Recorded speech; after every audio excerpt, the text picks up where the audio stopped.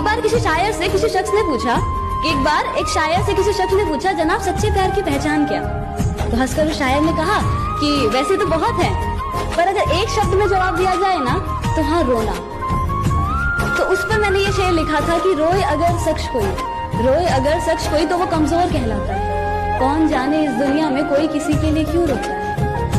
कि रोए अगर शख्स कोई तो वो कमजोर कहलाता है। कौन जाने इस दुनिया में कोई किसी के लिए क्यों रोता है। अगर इतना ही आसान होता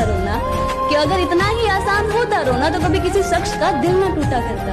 कि बुरे लगने और रोने में फर्क होता है जनाब, ये अश्कों को हर किसी पर बहाया नहीं